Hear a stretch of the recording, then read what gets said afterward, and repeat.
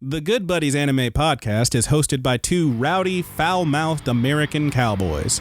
Listener discretion is advised.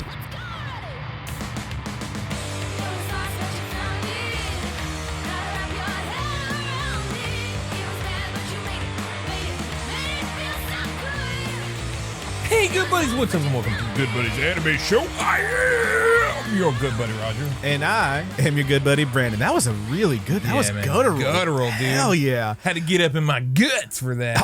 All up in your guts. Well, don't get too high in those guts because we got to get to the top, the tippy top of this here mountain. Ladies and gentlemen, it's that time of year again, or that time of the season, I guess. It's that time of the season. We do it 4 times a year. Yeah, 4 times a year. But it's once again. But it's the last time of this year. Hell yes, it is that time.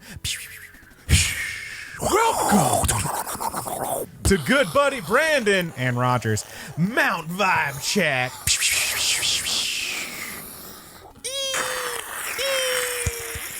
Snowball. I know what avalanche.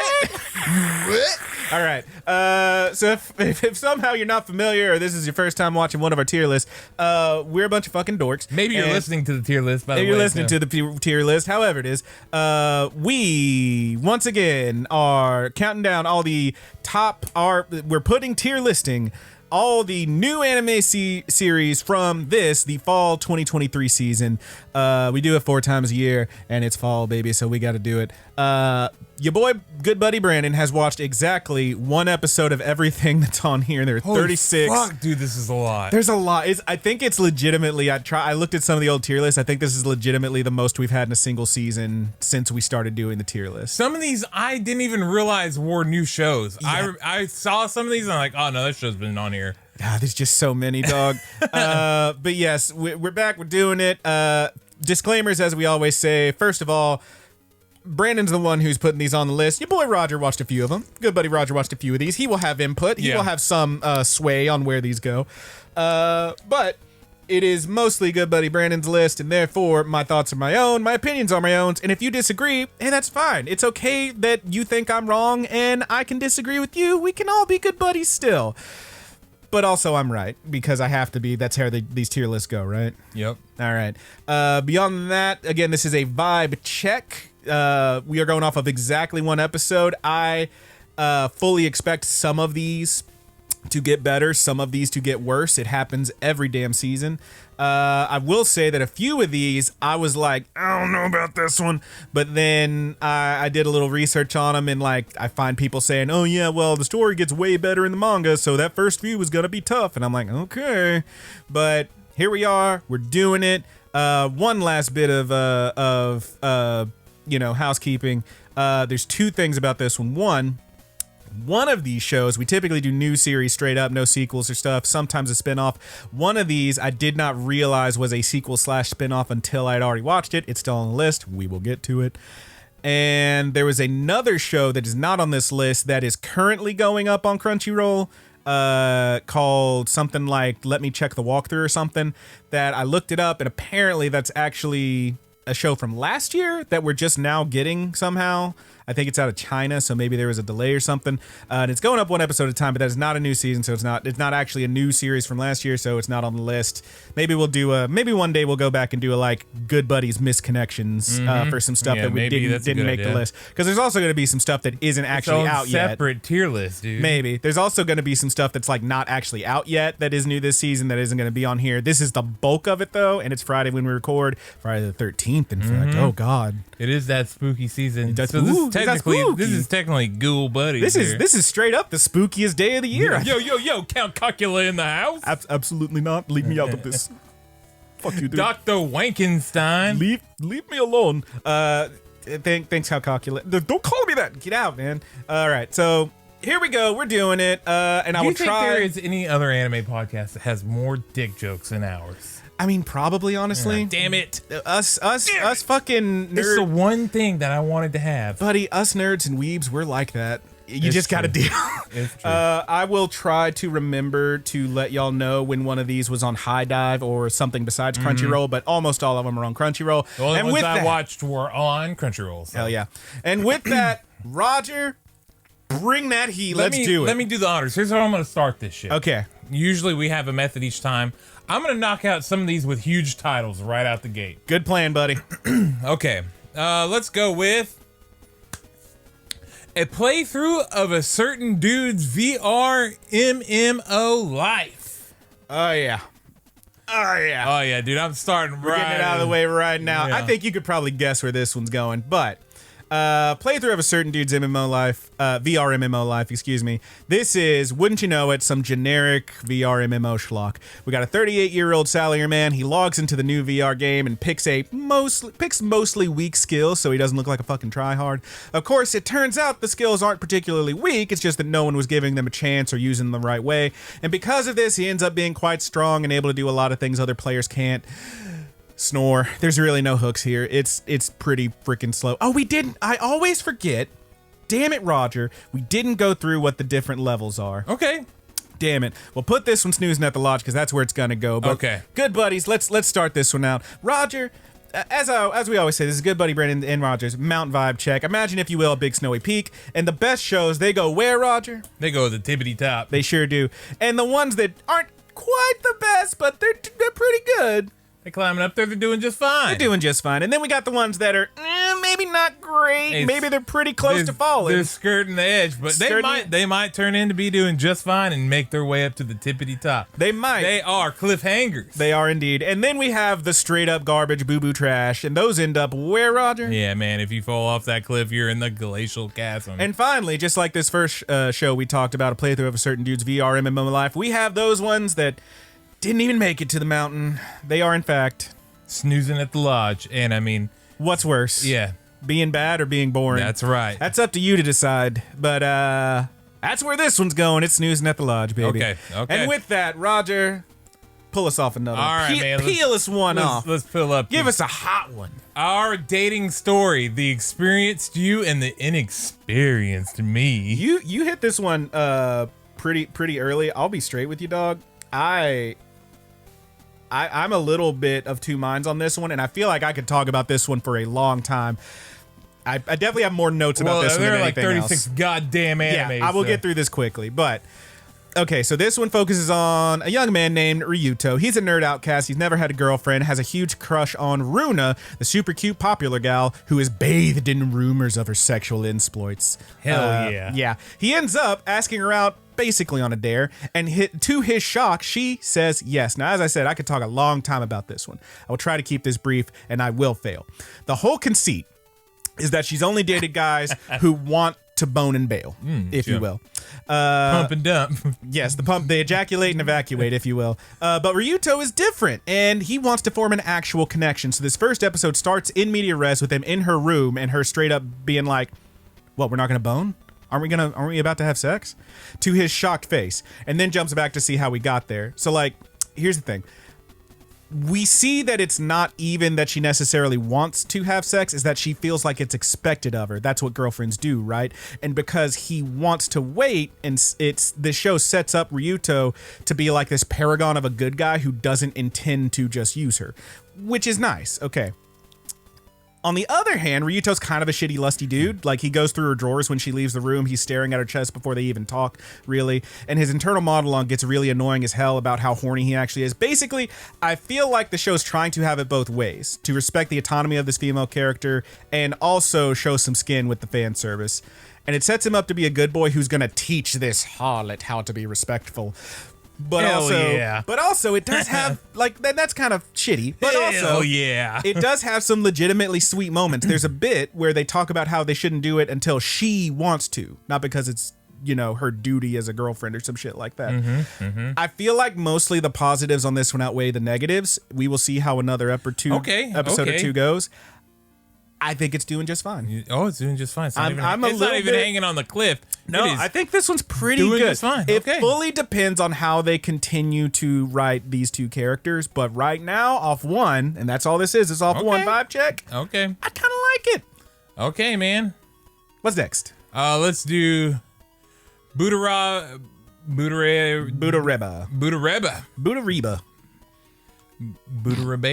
The story of a man turned into a pig. Okay.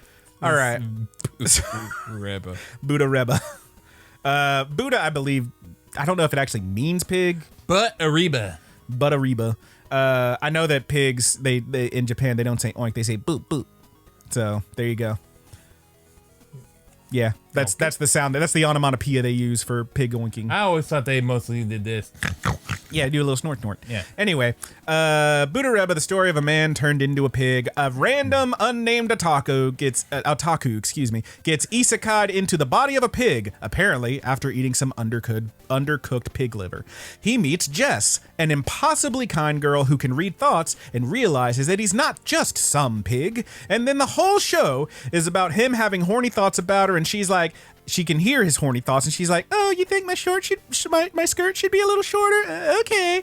Blah blah, fan service, blah blah. It's trash. The one redeeming thing about this one is that the art is pretty fucking cute, especially the pig with his floppy little ears and button eyes. I think it's still trash though, boring trash. It's in the chasm. It's in the chasm. It's in the chasm. Okay. It's just kind of shit, man.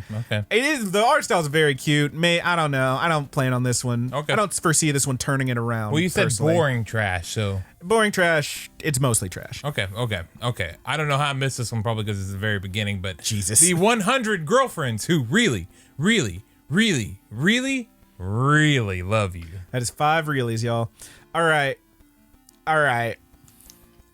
I'm as shocked as anyone to tell you I like the show a lot.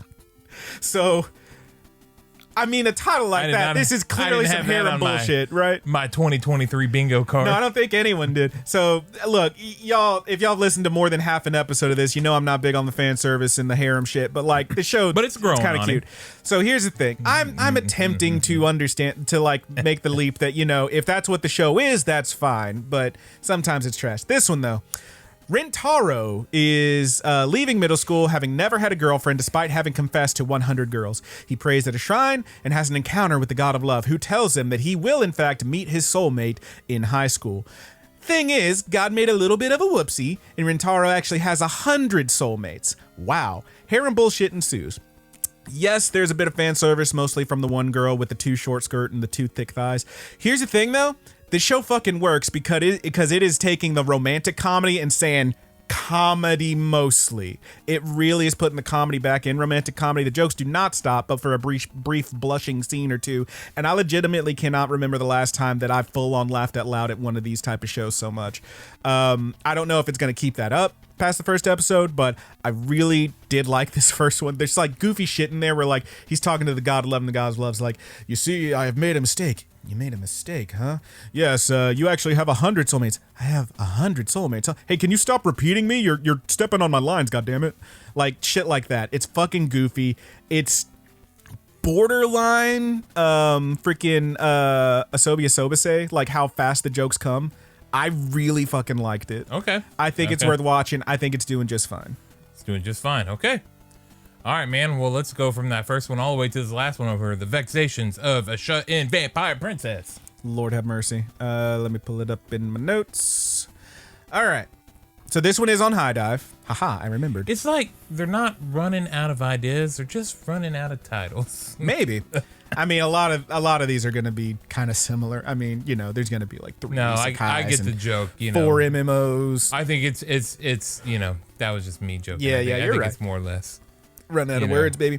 So this one's on High Dive. Taro Komari is a vampire noble who hates the sight of blood, which obviously is not great for her because consuming blood is necessary to vampire growth, and as such, she has remained small and frail and weak her entire life. But after a misunderstanding with her father, she is suddenly thrust into war, being named one of the 7 vampire champions who must win 100 wars to become the ruler of the kingdom.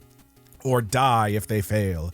Of course, because she's so weak, her main goal is going to be to lie to her troops and make it look like she's super powerful so they will follow her. There's a lot going on here. Tons of non sequitur jokes. A lot of characters being seemingly like super horny for her, including the current monarch of the vampires and her new maid who like at one point just shows up full on nude in her bed. There's all the other thing, there's just like weird shit, right? So like you gotta get 100 wins over the other kingdoms, but there's only 7 kingdoms. How does that work? Well, it turns out every time they have one of these fights, there's some kind of magic bullshit that like revives everyone, so you just keep redoing against the same people over and over again. It's goofy bullshit. Decent art, a lot of soft fan service. I think it's okay. It's just like, it's a lot. It's just a bit much, I think. Okay. So I'm putting it in a cliffhanger. I'm not out, but it's a bit much. Okay. Let's do, I'm giving the disgrace. No, okay, here, I'm going to put this one on my bingo card right now. Here we go. Just write that in there. Here we go. I'm giving the disgraced noble lady I rescued a lesson in naughtiness. A lesson in naughtiness. So there's I've actually seen a couple different titles for this one. A lesson in naughtiness or a crash course in naughtiness. Whatever it is. Okay, so the Demon King, who lives alone in the forest, finds a young woman who has fainted while running from royal guards. He finds out after rescuing her that she is in fact on the run after her fiancé, the prince, accused her of several crimes and threw in the dungeon or some shit, and that while she was technically a noble woman, she was basically treated like a servant and has never known any fun or pleasure or excitement. Now, looking at that title, you would think this is going to be some old bullshit, fan servicey, whatever. As it turns out, when he says a lesson in naughtiness, he means like doing stuff for you instead of everyone else. Damn it, my bingo card is all fucked up. There you go. Because literally the first episode, the lesson is we're having dessert for dinner, which is super cute. Like they just eat a bunch of cakes and chocolate. It's kind of nice, honestly. So you saying she's not running from the devil. She's running with the devil. Jesus Christ, Rich. I'll be here all night, folks. This fucking guy. So honestly, it's kind of cute. There are some issues. Like, so for one thing, he wants her to be his live-in maid, and she's like, I don't know about that. And he basically extorts her. He threatens to kill himself if she doesn't. And I'm like, all right, dude, that's kind of heavy. Can you chill? And then they have cake for dinner. It's all right. It's a little all over the place. The art style is okay. It's kind of cute premise. The demon guy is a lot. He's got the skunk hair and red eyes. He's like clearly from someone's fucking DeviantArt or whatever. And he's super OP and beats all the royal guards without even lifting a fucking finger. I don't know. It's cute, but it's a lot. I'm putting it at a cliffhanger as well. Again, not out on this one, but boy, there's a lot going on there. Cliffhanger. Okay. You want to do one that I did? Yeah, bring it. Pick one out of here. Let's see here. Let's do. You know what? Let's do Bullbuster. You watched Bullbuster? I did watch Bullbuster, yeah. All right. Or as fucking Haley keeps calling it, Ballbuster, even though she didn't watch any of it. She's like, you mean Ballbuster? No, it's Bullbuster. Fuck. All right. So Bullbuster, huge monsters have appeared and forced humanity out of their homes, and what appears to be a former construction company has been given funds to rework their machines to fight the beasts. Now a new hire, a young inventor who created his own robot, Bullbuster, has been brought in to help. So it's a bunch of company politics and contracts with some robot monster fight. Got it. Art's decent. I like it. Honestly, I like this first episode. I wasn't instantly gripped. It doesn't have great hooks. It's a very good and very well done show. It just doesn't have the hooks for me. Yeah. What do you think, man? I think so, you know, I thought the animation was really good. Yeah. The mech design was really good. Yep. I actually liked quite a few of the characters, and I thought there was a really funny moment when the dude's comb over flapped on his head. I loved that, and I loved like how they really turned on the fucking animation budget when Homie just starts playing the taiko drum. Yeah. That was great. Like, it's pretty decent. Yeah. I think there is a lot to like in this show. I really love I like the character designs. I think they're all original and unique. They're really decent. I do agree with the first episode not really hooking you. Yeah. But I can see that something good is being set up there. You can see it coming. Yeah. For this one to be, you know, it's not going to be a blue gender or anything like that. But I mean, it's kind of got that feeling to it. Big, crazy monsters. Maybe a Darling in the Franxx almost without the sexuality, you know. But hopefully a better ending. Apparently, I've never seen it. I actually didn't mind the ending, but maybe we'll do a hot take episode one day. Let me ask you there, buddy Roger. Where would you put this one? I'm gonna put it. I would put it towards the higher end of doing just fine. I concur. I think it's doing just fine. We're gonna put it right in the middle. Sure. There we go. Works for me. Okay. Go ahead and grab us another one. All right, now back to shit I haven't watched. My daughter left the nest and returned an S-rank adventurer. So this is one of the very earliest shows that I watched this season. I think might actually be the literal first one I watched. So this one's about a semi-retired adventurer dude who finds a baby in the woods. This is the second show where someone just finds someone in the woods and then takes them. and then he raises that child to be his own child. 12 years later, she's off to the city, become an adventurer, and 5 years after that, she's the baddest ass badass around. So badass, in fact, that unfortunately, all the toughest jobs are given to her adventuring party despite several tries. And despite several tries, she has not been able to visit her dear old pop because her time off keeps getting pushed back. Really cute show, really cute premise, really decent art style, just a really cute premiere. I really liked it. Not huge hooks, not unlike Bullbuster. I put it pretty much in the same category as Bullbuster, okay, where it's like really well done, but doesn't have the hooks for me. Fine. Not yet. I'll give it a couple more maybe, but it's just super pleasant. It's just kind of real nice. I think it's doing just fine. Yeah. Okay. Let's go with.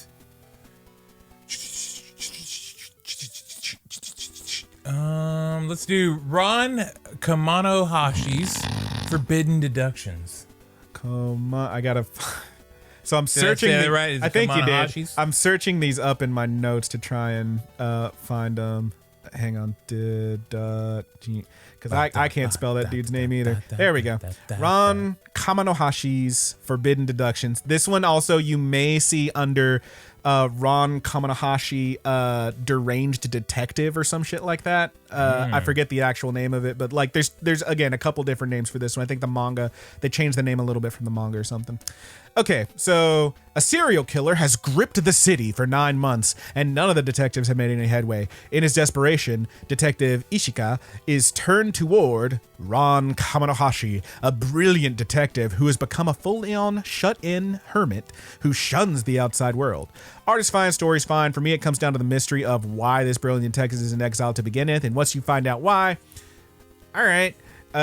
Once we find out it wasn't really enough to hook me in for more, I think it is worth giving it a shot if you like detective stories and stuff. I will say this guy's whole deal, like, he's actually like Sherlock Holmes on crack. He, like, motherfuckers are like, haven't been able to figure out who the serial killer is for 9 damn months. He walks in, goes to one crime scene, he's like, got it, like, knows instantly, and then they go and find the motherfucker.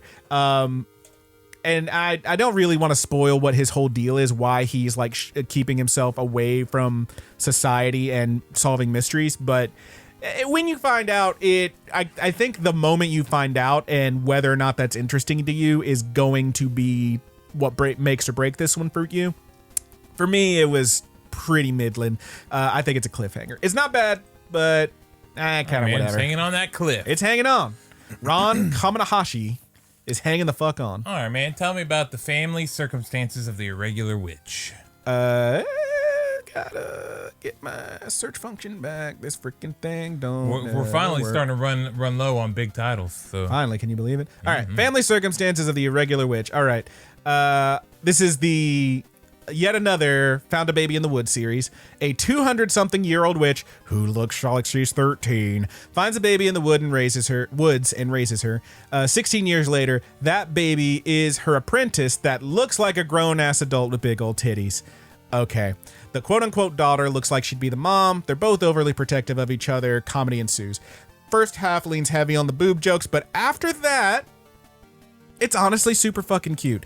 And when I say boob jokes, it's mostly like, you know, mom agrees to buy her a pet or something, and she like freaks out and hugs her so much that like her face is squishing her boobs. It's nothing like super fan servicey.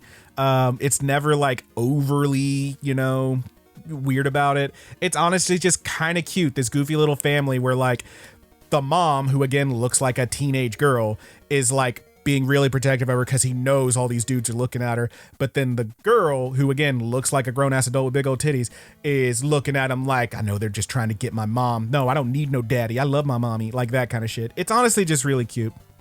It gets cute, especially when they try to decide what kind of familiar to get. I don't know if you can see in the image there, but there is a goofy looking bird thing she's riding. It's a little gooby ass looking dude. As a fucking phoenix. He's the best part of the show. He's goofy as hell. He looks like a 5-year-old drew him, and he comes and he's like, "Why have you summoned me? Do you wish for my power?" And it's like, dude, you look like a hand turkey. Can you chill? It's very cute. Is this the first tippity top, or is this just I think it's doing just fine. It's also doing just fine. But I do like it, honestly. Little heavy on the boob jokes in that first half, but it's super cute. I liked it. What do you got next? All right, man. The Demon Sword Master of Excalibur Academy. Demon Sword Master of Excalibur Academy. All right.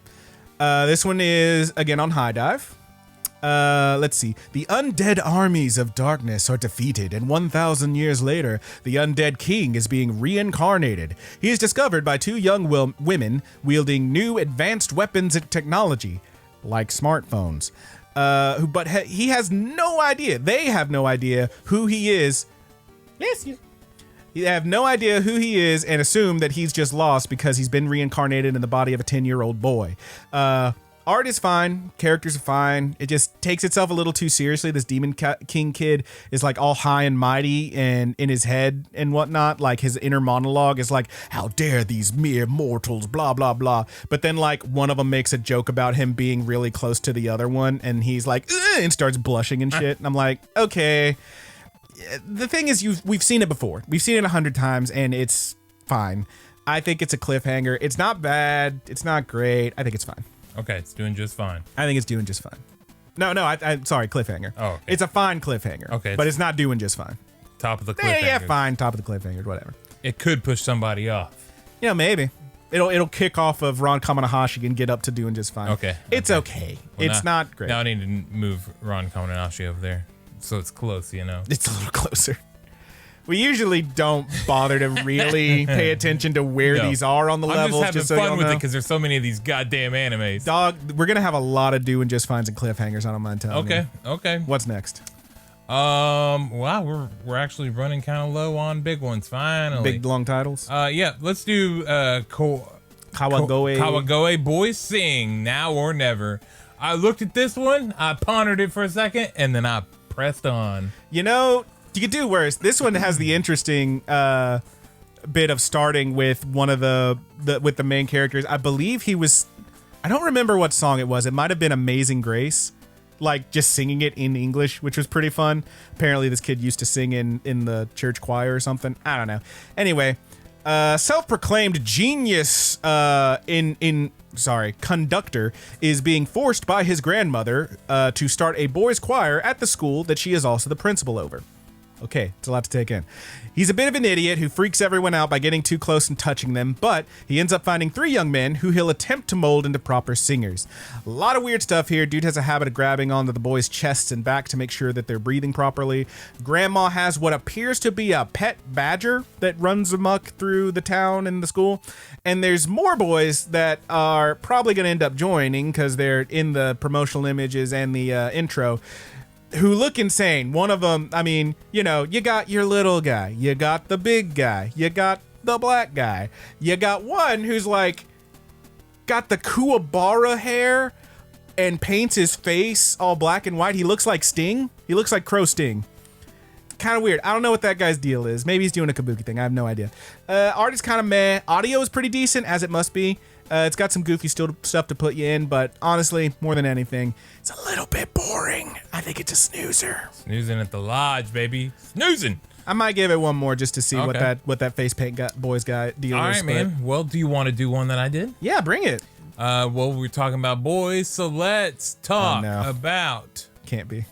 Let's talk about a couple of boys. My boss is Goofy. You son of a bitch. You actually watched this one? I did watch this one, yep. Oh, that's fun. If I can pull it up in my notes. All right. Where the fuck? Oh no, I described too many things as Goofy and now I can't find the word Goofy in my notes. There it is. All right. So Momose, his old boss was so abusive that it gave him an ulcer. As such, he's got a touch of the PTSD, and he mentions that like 5 times throughout this episode. My boss. Did you know I had an ulcer? Do you know my boss was so abusive it gave me an ulcer? As such, he's got a touch of the PTSD and is terrified of being abused and mistreated by his new boss, the rather stern-looking Shirosaki. It turns out, of course, that Shirosaki is a bit of an airhead goober. The shit is very fucking cute. Dude tries to turn his chair around too fast and to hand someone a paper and ends up going too far and doing a full 360. Wow, what a goof. He almost trips walking down the sidewalk because he didn't want to step on a dandelion. Oh, what a goober. And every time Momose is like, oh my god, it's so cute. It makes you want to, literally, like I'm watching, I'm like, now kiss. Okay, now kiss.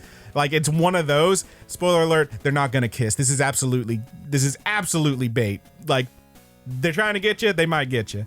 It's cute bait though, so meh. What do you think? I thought that overall the show was pretty cute. Pretty real cute. Not a lot happened, and it had like, random little segments. The one thing that really pulled me from the show that I did not like is that some of the jokes are like the plays on words. I don't know that they necessarily translate to English. They don't seem, all of them don't really seem to land all that great. I was like, what is this joke? That's a little bit of a, like, that's a thing in translation, right? You got to like change some of the jokes to make them work. Yeah. You have to do a good job translating. And that's the kind of thing that like in the dub we'll probably sing. It felt like, but maybe there were words that rhymed or something like that. Like he misunderstood, but I mean, the words were like night and day different in English. I was like, I do not understand what is happening. But again, that's mostly like a language barrier thing. A dub for this one presumably would fix those issues by changing the words. Yeah, but I mean, even the maybe wait for the dub. Even in the sub, you could still kind of you could hear it a little bit. It didn't really work. But or you know like how like Kaguya-sama Love Is War would put a little note up there for you. Yes, it could use, that would be helpful. Yeah, it could use some of this. But overall, I thought the guys' designs were good. I really want to see this as just like just a bunch of boys hanging out at work, and even if it is a little bit romancy and lovey, that's good too. But well, see, I just want to throw this out here, lest y'all think that I'm reading too much into this and overthinking it. So there's a bit in here where they are on the subway, and Momose, a dude sits next to him, and he smells that dude's cologne, and he starts freaking out. This is how serious his PTSD is, because that's the same cologne his old boss would wear, and he starts freaking out. He's so scared. So he leans over closer to his new boss, Shirosaki, and he's like, the fabric softener he uses, it smells so good. I just want to bury myself in his chest. And I'm like, this is fucking gay. Why aren't y'all kissing? They're not gonna kiss. Okay, they're not. This is fucking bait, dude. I guarantee it. But honestly, it's very cute. Yeah, if you're okay with watching some shit that is, I will keep saying it, undeniably super gay, and they never will kiss. Great, you're gonna be okay. Yeah, I think it's cute. I am not opposed to boys love. Yeah. It's not like my cup of tea. I don't go for those all the time. Sure. But there are plenty of them that I really did like. I'm not opposed to it. What I'm opposed to is you got to give me something to work with on these here jokes. Wouldn't it be nice? I know. It needs to be cute and funny. Yeah, I thought it was okay. I want to see that. I love workplace anime. Yeah. I fucking love it. And this has all the bricks put together to have a pretty fun workplace anime. You think it'll get there, or? I don't know. I will give it a couple more episodes. Okay. And if the jokes continue to not land, then maybe I'll pass up because there's so many other things to watch. There's a lot going on this season. This one for me is somewhere in between a cliffhanger and doing just fine. I have it marked as doing just fine. If you want to put it on a very high cliffhanger, I'd be down for that. You know what? I'm gonna put it on a low. I'm gonna put it on the bottom of doing just fine. Okay, I'll take it. Because I didn't think it was bad. I just think that maybe our side of things of the show could have done a better job to kind of. Because I was very confused. I was like, huh? Yeah, some of they just. I was gearing up. I was like, okay, here comes the joke. Here comes the joke. and then he's like, guys, he's vibrating right now. Calm down. Like, the joke. It's gonna give you good. And then I'm like, and it's not even so stupid that it's just like, I don't understand. It's like fully missed it. It's like the one about the airplane. Yeah, it's where you feel like you're out of the loop. You're like, oh man. It's like having two friends who have a really great inside joke and they're busting up and you're just like, I don't get it. I want to laugh too. I want to be part of one of those one day. I want to laugh too. Okay, that was next? My boss's Goofy. That was my boss's Goofy. What's next, big boy? 16-bit sensation, another layer. 16-bit sensation. Gotta type that in. There it is. All right. So this one is all about Konoha. Is it about Super Nintendo? We'll get to it. Okay. So this one's about Konoha, who is a young woman who loves cute girls and Bishoujo games, dating sim type stuff. And as such, she works as an illustrator at a small company that produces games on the cheap. Now, more than anything, she just wants to create something. She wants her vision to be realized so that she can share it with other people. I feel that in my loins. Don't you? Isn't that fucking relatable? More than anything, that's what she wants. And she wants people to experience that thing that she made and to see the characters the way she does. But unfortunately, because she's at this small company and all they care about is getting stuff out quick and on the cheap, she's busy working on, I shit you not, MILF Hypnosis Salon. Yes, really. That is until she ends up transported back in time to the far-off distant year of 1992, where she runs into a programmer. It is about the Super Nintendo. She runs into a programmer who's tired of making those very games that she so longs to create. Really cute show, relatable characters. Honestly, it's a lot of fun. Also, it has a fucking ton of great references, many of them to real shit. She ends up like going through a bunch of games at a used game store that are like actual real ass old games. Mostly again, like Bishoujo games and shit like that. There's also like billboards for like Fate Grand Order and posters of characters from Lycoris Recoil, I assume same production company, shit like that. Even the stuff they spoof is pretty fucking great, low. Like when she's at that used game store, on the shelf, she sees, I shit you not, PS2, not actually PS2, copies of Kingdom of Heart, Metal Gear Solid, and Metal Gear Solid 3. Clearly, these were not Raiden fans. Skip 2. Unclear how this is going to hold up, but honestly, I fucking love this premiere. It's awesome. It's a tippity top. Okay. It's so fucking good. First tippity top. It's so fucking cute, dog. First tippity top of the season. And I will point out, it is one of the last shows, one of the more later shows I watched. That is on my list. It's like one of the last tippity tops, but there are others. Okay. I will give you that. What's next? All right, man. Let's go to this opposite end over here to a Returner's Magic School. Should be special. A Returner's Magic should be special. Oh, I don't know why I said school. I mean, there is a school in here, but it's not in the title. All right, this is a fantasy series. Fantasy series with a bunch of heroes that are fighting a big bad CG dragon, and I do mean bad CG dragon. When the final boss is defeated, they finally relax, they remember their fallen comrades, they share some stories, and they prepare to return to their home. Then the dragon's body explodes, and they all fucking die. Well, not really. Our main guy, who seems to specialize in like counter magic, he's a blue mage, he wakes up at the entrance ceremony of his magic college 10 years earlier. At first, he despairs that all his hard work for nothing, but then he realizes he's got another chance to prevent the tragedy that befell all of his friends and make sure that those who died along the way can survive. It looks good. It's got a decent art style except for that horrible CG dragon, but it's just so goddamn generic and slow. It's just, you've seen it 100 times, and it's showing off like how badass the dude is gonna be and then making him restart. That only works in Metroid games, baby. This is a pass. I'm sorry, it's a snoozer. Snoozing at the lodge, baby. Snoozing. I'm sorry, it's just too slow. I mean, I didn't hate that first episode, but God, come on, man. What's next? Well, let's hear about Firefighter Daigo, Rescuer in Orange. All right, Firefighter Daigo. So this one starts with a group of firefighters that are rescuing people from a collapsing building. It looks like after a goddamn meteor shower because the whole city's burning. Holy shit. The titular Daigo is running back. Wait, hang on. Yes, the titular Daigo runs back in despite his fellow Sergeant Shun realizing he's at his limit, and he manages to save some people. It's great. It's really, really impressive. Really great. Hey, he saved those people. That's awesome. He's a good firefighter. We then flash back to them in their training days, where Shun is amazed by how strong and disciplined the titular Daigo is and hopes to make friends and show him he can be on his level, only to find out that he's nowhere near Daigo's level, and Daigo's not here to make friends. Not a bad show, it's just kind of bland. It's weird, so it's decent, but it's weird. It feels more like a sports anime, the way they set up these guys' relationship as being rivals, than an actual, firefighter rescue anime. I mean, that's definitely in there. I don't know. It's a little meh. The decent art style, nothing to really flip your shit over. It's just kind of okay. I got it at a cliffhanger. Okay. It's fine. Cliffhanging. Okay. Hanging off the cliff. All right, let's talk about Paradox Live, the animation. This is a game? I believe it is a full-on multimedia experience. I'm pretty sure there's an app. I mean, there's a lot of boys in here. It's definitely got some kind of app where you can download all the boys or something. All right. Stop me if you heard this before.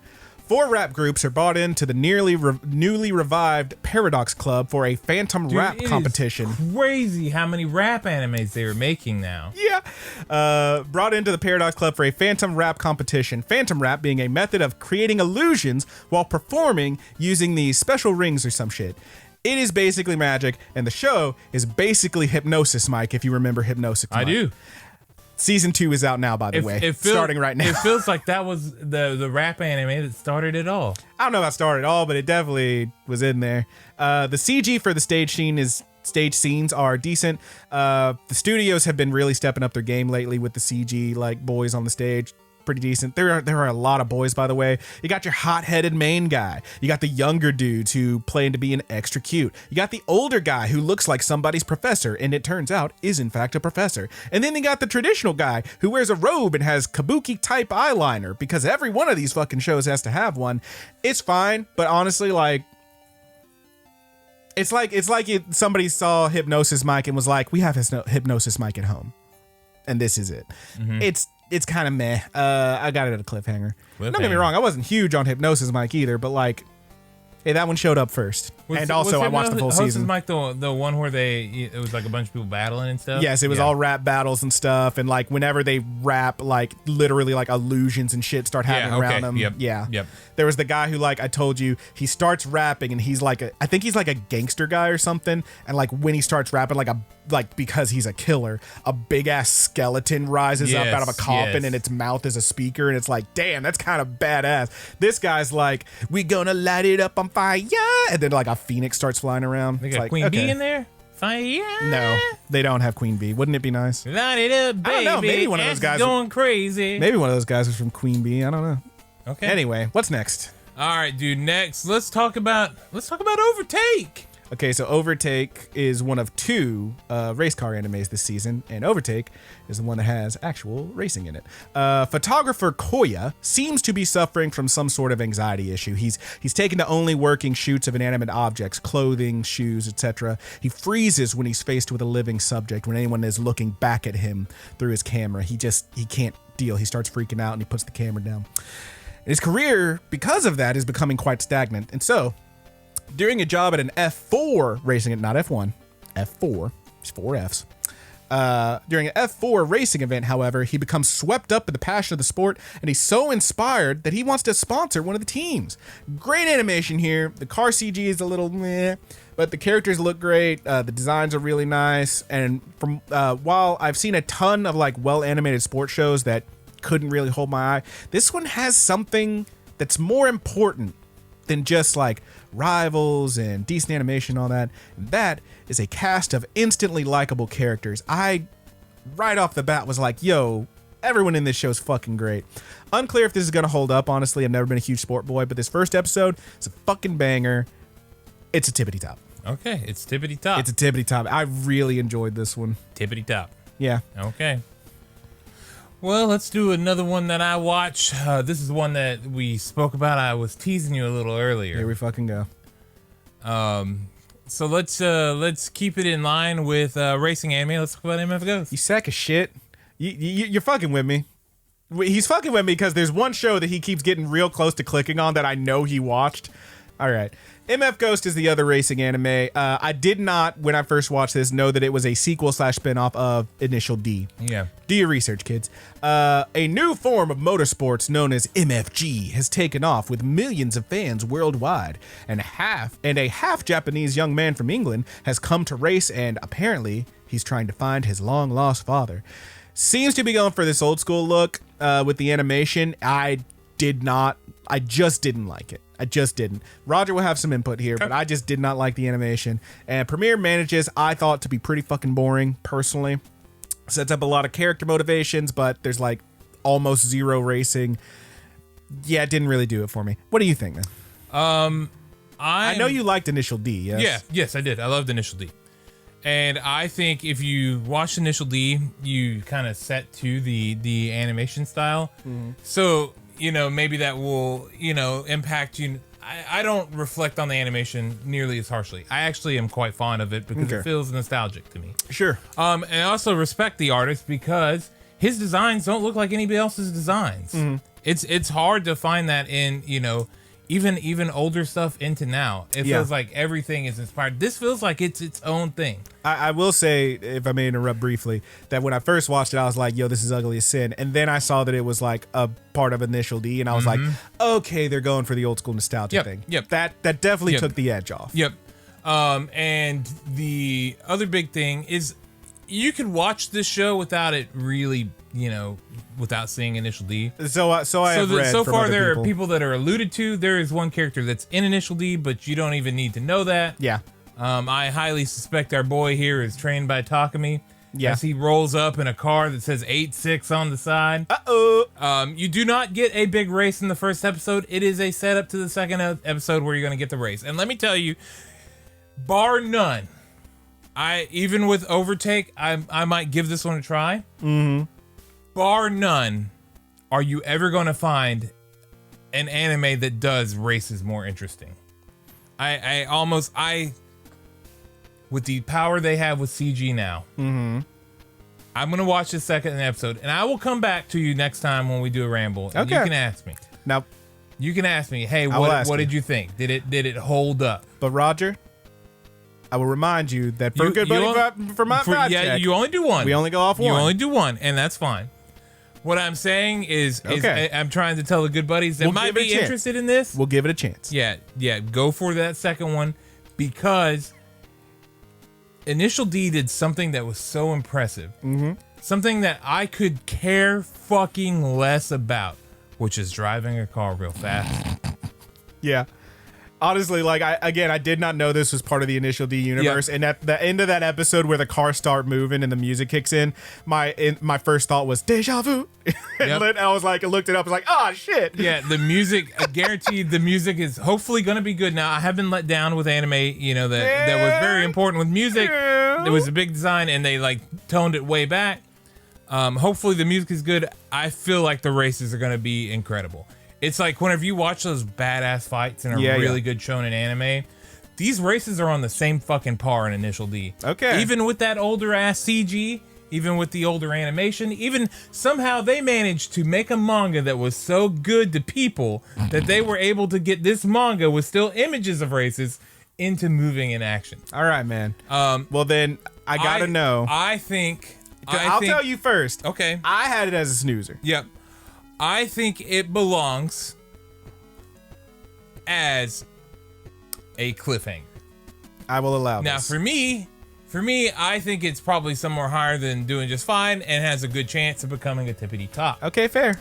But if we're splitting the difference. Now, I have not watched the last two movies of Initial D. Okay. A lot of qualifying going on here, baby. Yep. Go on. So I need to finish those. But I don't think I need to finish them to enjoy this, so I am excited about this anime. But for where we are on tier list and ranking it, I'm going to tell people that it's a cliffhanger. Okay. It's hanging on that cliff. Let it hang there. Let second episode come in, and if that race sucks, drop it straight to the snoozing. Okay. I don't think it belongs in the glacial chasm. No, it wasn't. There was nothing at any point terribly offensive. I mean, there's a little bit of fan service-y stuff. Yeah, there's a little fan service, and I liked both of the characters, the two main characters or whatever. I liked them. Okay.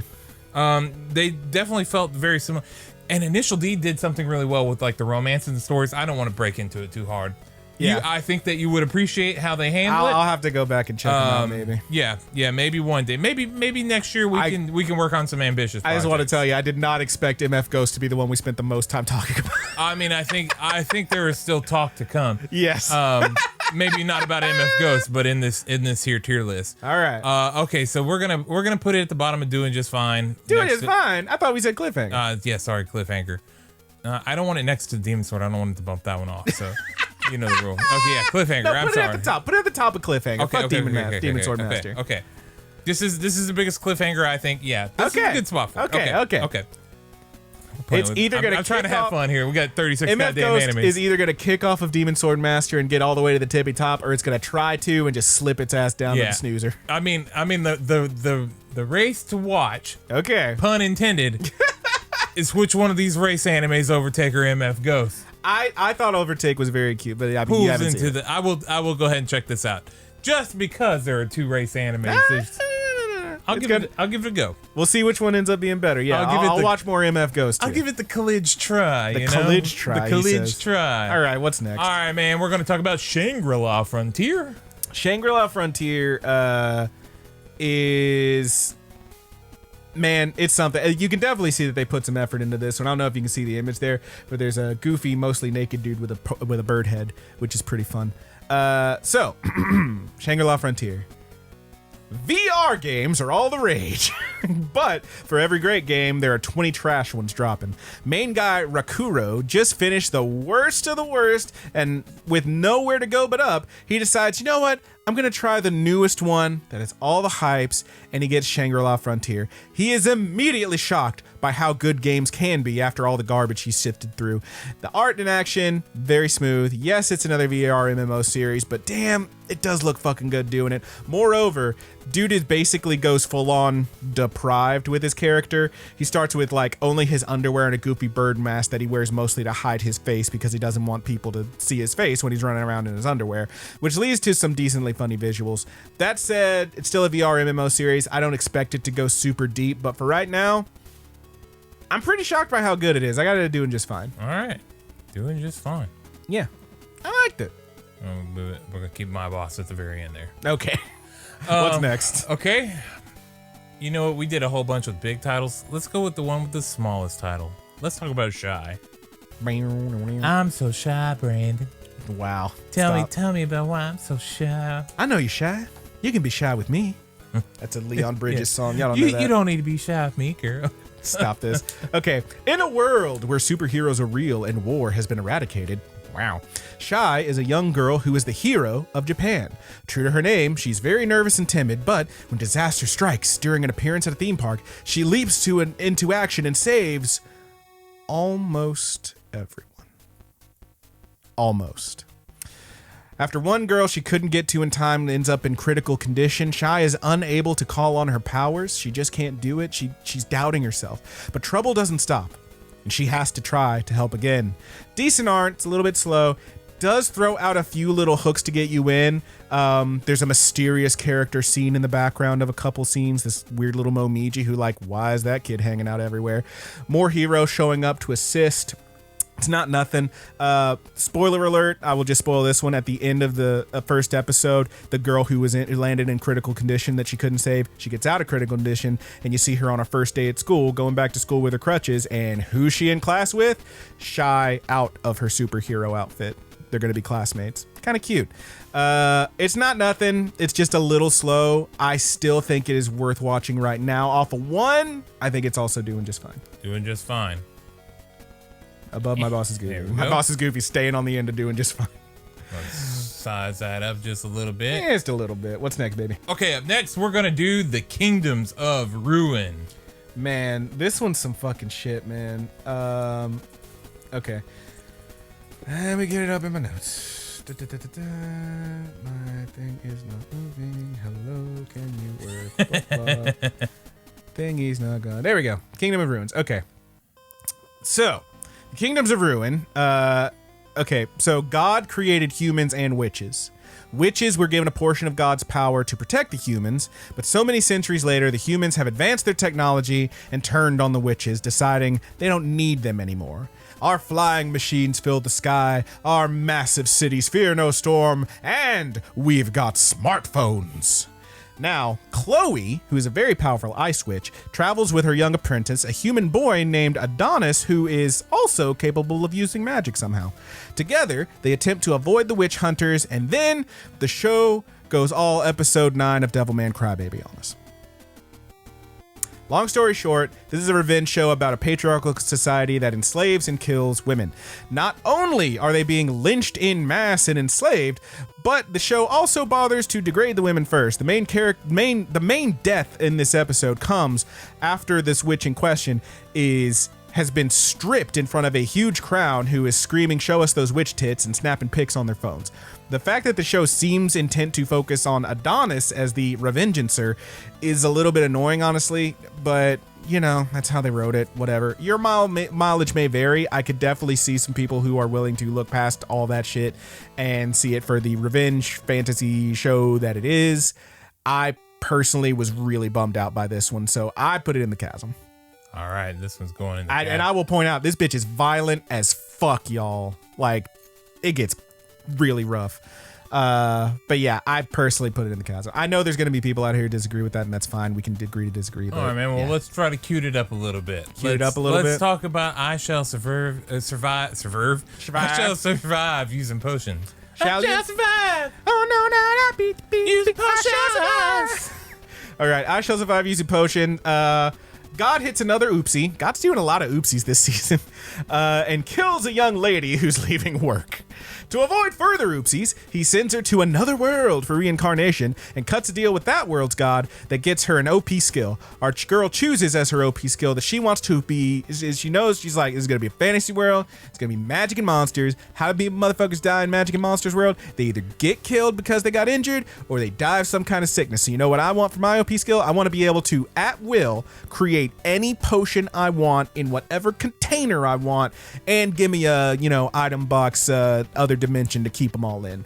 So that's what she gets. Now she's, OP isekai bullshit. She proceeds to isekai it up. It's honestly a super cute show, but it is kind of slow. Simplistic art that isn't much to look at, but it does have a little bit of a charm to it. It's all right. I got it in cliffhanger. It's all right. It's all right. All right. It's pretty cute, though.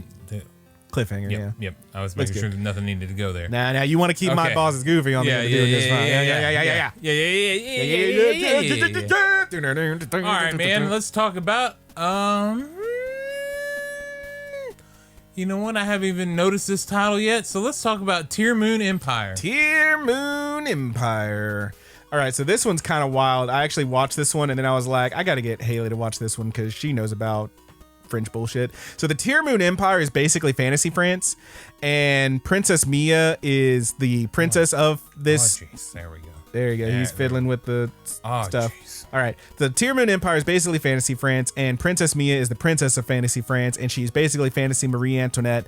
And unfortunately for her dumbass, the fantasy revolution has come. She is imprisoned where her only solace is a diary that she keeps for 3 years. And when she is finally brought out of her cell, she is marched before a throng of citizens, placed in the stock of the guillotine, and beheaded. Jesus. And then she wakes up. What a relief. It was all a dream. But what's this? A bloodstained book next to her on her bed? Ah, it's that diary she kept. It was real.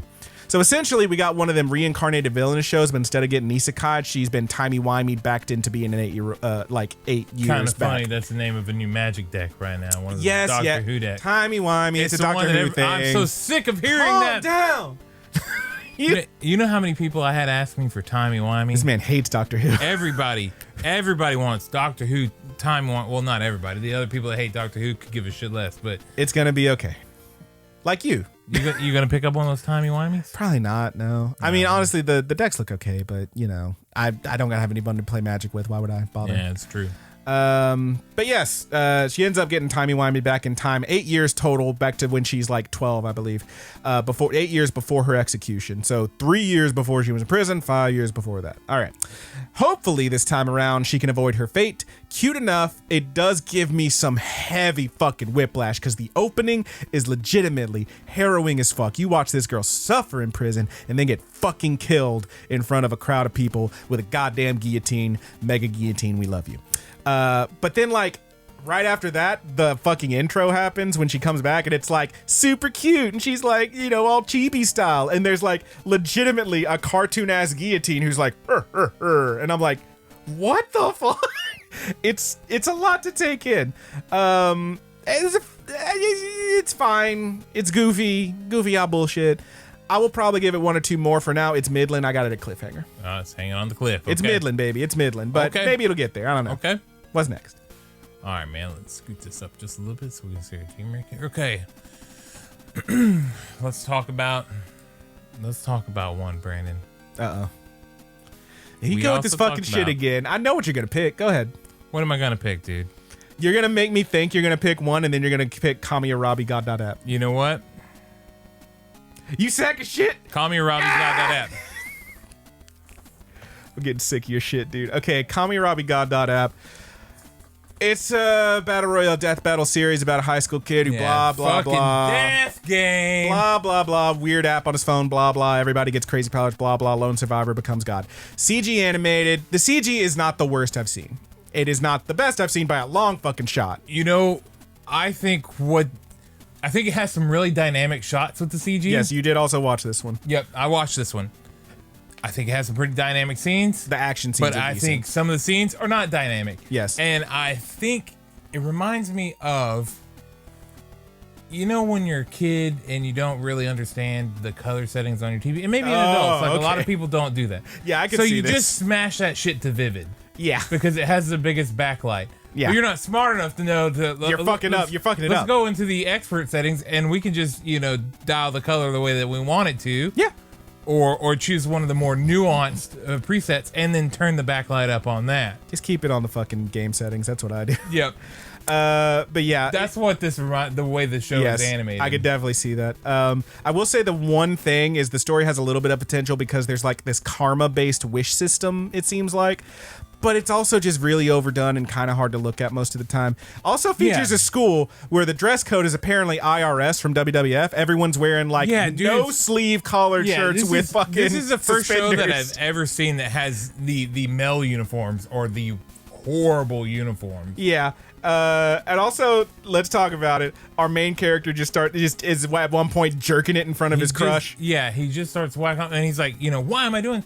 And you know, I can think of one other anime that does something like that, and that's Neon Genesis. Yeah. And you know why it's okay with Neon Genesis? Okay.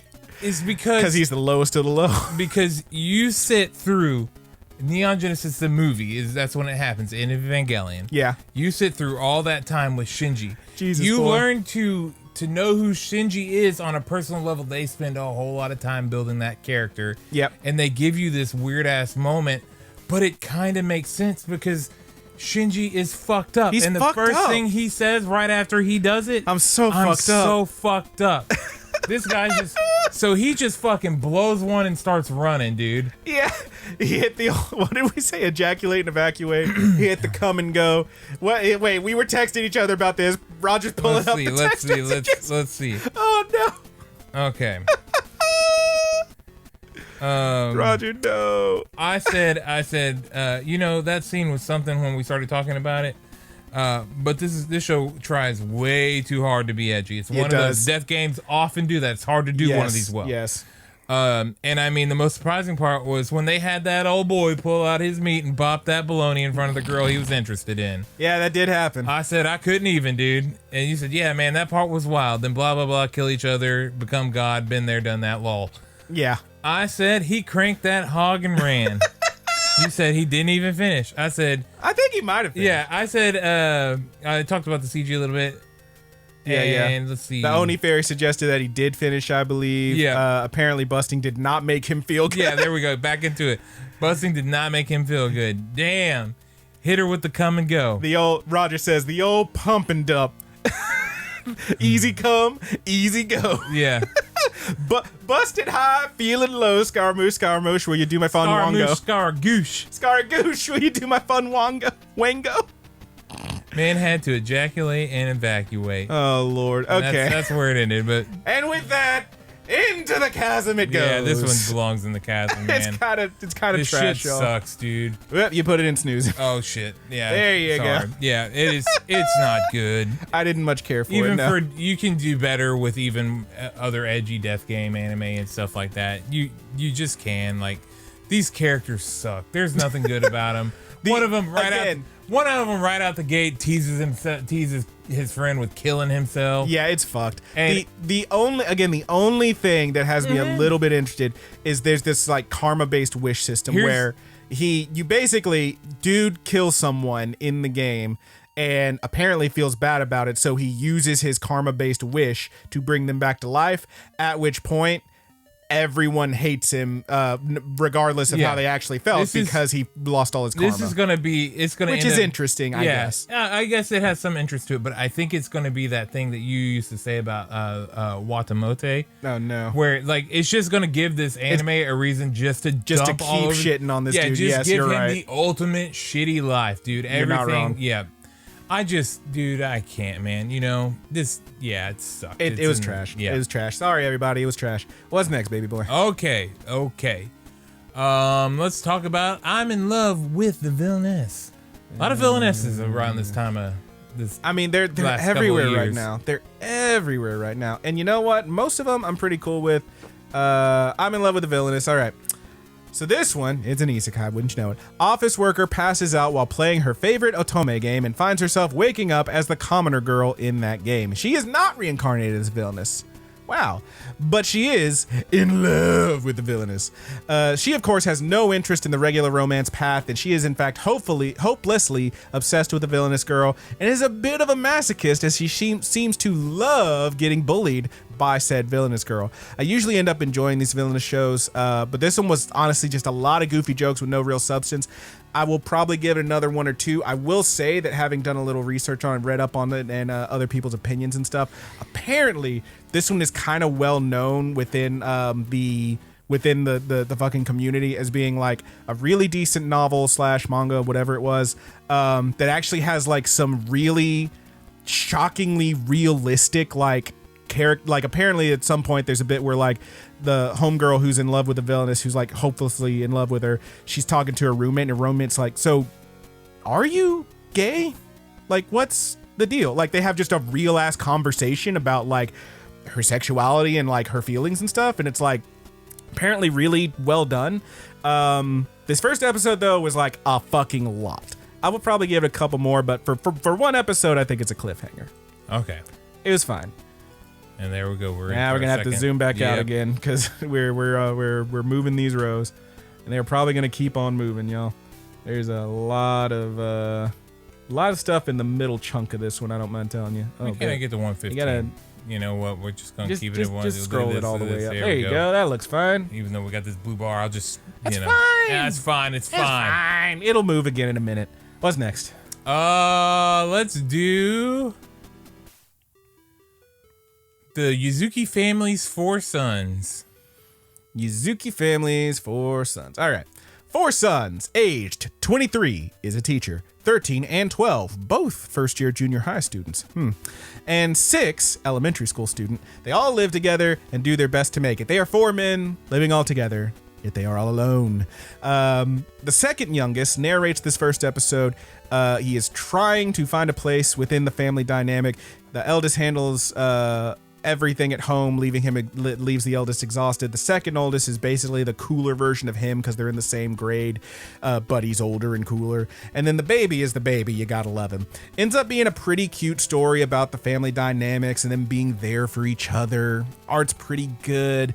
Overall, though, it's a little slow and boring. There's not a whole ton going on here. Also, the subtitle, this is a real bummer because this is one, not unlike Boss is Goofy, but this one's just fucked, is where the subtitles just don't work on this one. Boss is Goofy, it's some of the like in-jokes and whatnot, the translation stuff, but this one, the subtitles are just bad. Like, they legitimately look like they AI generated some of these subtitles. Like, they full on just put them into a translator. They do not work really. And there's even some. I made that noise, dude. Don't worry. Okay, I was looking. I heard you looking, man. You didn't. I heard you. Sorry, I saw you looking. Sorry for the Calvin. Okay, for everybody listening, there was a rattly noise, like a bug or something in the room, and I freaked out a little bit because we've had issues, but in the past. All right. Point is, the subtitles in this one fucking suck. They look like they just put them through a translator, and then there's other parts where like they literally have the subtitles twice on 2 lines. We're gonna have to go through AI generated they're like, subtitles. We might, and they're like, that's gonna happen. Even that, like they literally have the subtitles on 2 lines twice, and they're like slightly different. Like it was trying to pick which one, and they both made it in somehow. It's fucking weird. Yeah, maybe those will get fixed, but I don't know. Overall, though, show even without that, it's kind of boring. I got a snoozer. It's not a bad snoozer, but it's a snoozer. Okay. It's just kind of slow, kind of real slow. Top of the snoozing. It's top of the snoozing, sure. Okay, all right. Let's talk about. I've been looking at this one for a while because I feel like I have seen this anime like every season ever. It just keeps happening. Gluttony. It just keeps happening. All right. Fantasy world with game rules. Fate Graphite, yes, really, that's his name, has a quote-unquote useless skill called gluttony that makes him hungry, like, all the time. Of course, it turns out gluttony is actually super busted and he can use it to steal skills from others. Super basic, takes itself a little too seriously for my taste. You could do worse than this one, I guess, but personally, I was like, seen it 1,000 times. I think we got another snoozer. That's a snoozer, baby. Snoozing at the lodge. Hey, honestly, I will say some of the action scenes look okay, but come on, man. I'm kind of tired of watching the dudes with like the all black and the killing all the bad guys, blah blah blah. It's just edgy bullshit based on a game shit. I don't know. It's whatever. You know what? Why don't you tell me about Frieren Beyond Journey's End, or Beyond Journey's End? Frieren Beyond Journey's End is, I think, the second or third show I watched this season, and it almost made me cry. It definitely made me tear up. It's just a beautiful premiere, honestly. Oh, man. So Frieren is a mage and an elf, and her party has just defeated the demon lord, and they're returning to the capital to celebrate. 50 years later, she still looks as young and vibrant as ever, but her human companions have grown old. And from there, it's this beautiful story of connection and loss and regret that ends with her maybe taking on a young apprentice, but mostly just feeling bad that she never got to know her human companions as much as she could have. And it's honestly just really fucking beautiful. It's really, really good animation. I would say borderline movie quality animation. Really nice character designs, and this bittersweet resolution that honestly did have me tearing up. I like it. It's a tippity top. Now, is this going to be a scenario in which she begins to fall in love with the apprentice? I doubt it. I really, really doubt it. Okay. The apprentice, when she meets them, is a child. So, I wouldn't put it past an anime, but this one I think I don't think is going to take that path. It's a but top right now. I really like this one. It might be my favorite show this season, honestly. So off of one episode, it's probably my favorite. Okay. Well, why don't you tell me about a girl? You know what, dude? I think you don't want that one? I think it's time that we talk about one that I watched. You sack of shit. Let's talk about Under Ninja. You sack of shit. Okay, did you actually watch Under Ninja? Fuck yes, I did, I'm so fucking glad, because I really need your goddamn opinion on this one. Okay, yes. I'm fucking lost, because I don't know if it's awesome or awful. I don't know if this is a streamer or a steamer. I do not know. This here show is shit. Easily it contends with the weirdest show that I've watched all season. It's weird as fuck, dude. It's a different kind of weird, but it contends. It is up there. Okay, let me get my spiel out. Okay. So it starts with this really bad looking Does it feel like they're making fun of Americans? Yes. It's like some Counter-Strike Go-looking soldiers finding this body. Roll. Yeah, and they find this body that was apparently decapitated by a ninja, and then it cuts to some more traditionally animated students on top of a rooftop. They're talking about ninja shit. And the whole time, I'm not sure if they're like actually real ninjas or if they're delusional teens. I don't know. And then we see our main guy, apparently he's working on his blow dart skills, and then eventually, yes, he does shoot a blow dart out by farting into a straw. Full on fart. He farts into a straw. I don't know. I wish I was deranged enough to come up with that on my own. Anyway, it's weird as all fuck, but it's super fucking slow, and every time the tension starts to build, it cuts to some other bullshit and kills it from you. It just kills the momentum constantly. Every time there's a little bit going for it, it's like, let's go to this scene that's nothing. It's just dude laying on his back doing nothing. I'm like, all right. What do you think, man? It pulls the fucking ninja on you, dude. I don't know. So, it's also, I will say, has this weird like nationalist thing going on with like there's ninjas everywhere in Japan and blah blah. I don't know. It's kind of weird. But what do you think? I think the animation for this one is actually quite fucking cool. It's very like, it feels like that kind of low effort thing that's actually awesome. Yeah. Except for that first bit with the Counter-Strike Go looking dudes, which again I think is part of the joke. I think that's part parody. Yeah. Yeah. This show's rock weird. Rock and roll. It's so strange. You do not want to meet a ninja. Jesus Christ. And then there's a foreigner or whatever, an American that wants to go to Japan to become a ninja. He is every weeb that you've ever fucking met in your life. God, he's so weird. And that shit is fucking hilarious. Yeah, it's some shit. I don't know, man. What do you think? I mean, I think this thing does the thing that MF Ghost does or whatever, where it's like you gotta see episode 2. Yeah. I think this show sets out a lot of hooks by just how fucking strange it is. Okay. How well it cuts. It kind of reminds me a little bit of of Chainsaw Man. Okay. Okay. It kind of reminds me. Okay. Because there's a certain level of seriousness to that show, but there's also this level of goof. Yeah. This level of violence and this level of fucking silly. I don't know how unconvinced I am is coming across over the audio. Now, I'm not going to say that it's Chainsaw Man. Okay. I'm just saying, I'm just kind of making a light comparison in the styling, the feeling. Okay. So what do you...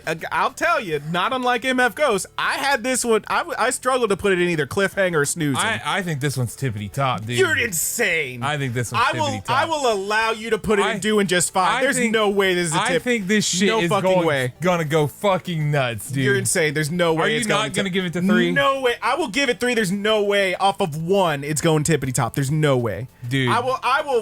I will break myself and let you put it in doing just fine. Was literally my favorite thing that I watched out of everything. Okay, well, I love this shit. I'm vetoing tippity top. I will let you put it anywhere else. I told you either snoozing or cliffhanger. I will let you put it doing just fine. Okay. I'll let you put it at the top of doing just fine. But I cannot be convinced. I'm sorry. Okay, dude. I mean, I think this show has a lot of weird shit going for it. I will give it 3. And it's so weird. And it tugs you away from things. It's smash cuts. This show is fucking fascinating, dude. It's definitely some shit. It's definitely some shit. I am unconvinced, but it is some shit. I can't deny that. I don't know that I've ever watched a premiere of something and said, what the fuck, so many times. I will say this. That intro fucking rips. Oh, it does. That intro rips ass. Outro's pretty good, too. Intro rips ass, and then the dude rips ass and shoots a dart with it. I thought for sure with one thing that I watched this season, I was like, well, this is a show that I've said, what the fuck, more on than any other premiere I've ever seen. I'm there with you. And then I watched this shit, and I might have said, what the fuck, 1 or 2 more times. Okay. Just the goofiness, the lackadaisical it is weird as fuck. Storytelling. It is absolutely strange.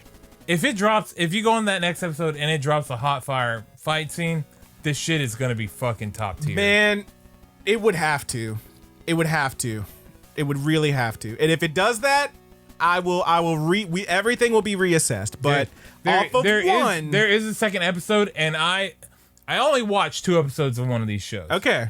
And this one I really wanted to, but I was like, I should use the time to watch something else. Okay. And you know, it definitely, I think, skews how I feel about the other one since I watched that second episode. Okay. I don't think I can unskew it. But, certainly, dude. Okay, fine. It's doing just fine, but it's at the very top. Okay. And I think it has high probability to move up. It definitely can. Yeah. It's just so straight. I don't know. It really is just the stop and start nature of it. Everything about this show is so weird that it's just fucking great to me. I am really glad you watched that one because I wanted to recommend it, but I was like, I don't want to influence him because I feel like I can't say check this out without being like, it's so fucking weird. Yeah, I was chuckling, dude, because they were definitely making fun of Americans. Yeah. Okay, they were definitely doing it. Okay. And they were doing a good job. They were doing a good job. And the amount of times that I heard the word fucking ninja. Yeah. Have you seen that terrible fucking, because this is the one that ninja kept coming to mind. Everywhere. The one that kept coming to my mind. Have you seen the awful, very racist music video some white lady made? She sells beds, and for some reason she thought it would be a good idea to make a music video where she sings a song called I Want to Be Ninja. It's fucking terrible. You don't know what I'm talking about? No, I have no that's idea. basically the guy from the end of this fucking show. It's fucking horrible and like, look up the music video. It's awful. She says that and shit, and she's like, I'm gonna chop on down, like right next to an Asian lady who's just staring at her. It's the most fucked up shit I've ever seen. It's bad. Is it like that? Is it kind of like that via the Jesus Christ is my M word? Yeah, a little bit. Yeah, a little bit, but like less like weird that, like, I don't even know if that's necessarily racist. I think that guy just, the joke is that he just doesn't get it. This lady that is racist parody. as fuck. I don't think that. Yeah, no, there's no way that's real. Yeah. This one sure seems to be real.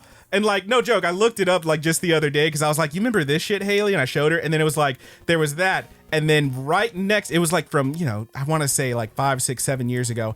And then right next to it was another video from the same lady. I guess she made a new music video 3 months ago that's the same song. I'm like, bitch, are you still doing this? No way. It's crazy. Anyway. Okay. Ninja show. One last note about Under Ninja. Oh, God. I fucking loved his drunk neighbor. His drunk neighbor was very funny. Drunk neighbor lady is He has to get the great. toilet paper for her. And She's like, fucking great. He's like wall running to get the toilet paper. Yeah, and then he turns around and looks anyway. Dumb and as it's hell. not even, it's not even like fan curvy. service. It's just like, she's taking a shit, dude. She's just sitting there taking a shit. Yep. Dumb as hell. All right. I'm very interested to see where Under Ninja goes. I will watch more of it. I promise you. Okay. I will give it at least 3. Yeah. Regardless of how the second episode is, I will go to 3. Okay. All right. What's and next? and I definitely I believe you, and I know that you'll be go into it unbiased too. I will attempt to. Yeah. Yes. Okay. As much as I can. Okay. What's next? Stardust Telepath. Stardust Telepath. So Roger, I don't know if you've ever cared about the cute girls doing cute shit type of animes. Sometimes. But if you were ever gonna watch one, this might be the one for you. So I liked what is it called? Place Further Than the Universe. Place Further Than the Universe. Yeah, that was pretty good. So this one is about a young girl named Umika, and she got the anxiety real bad.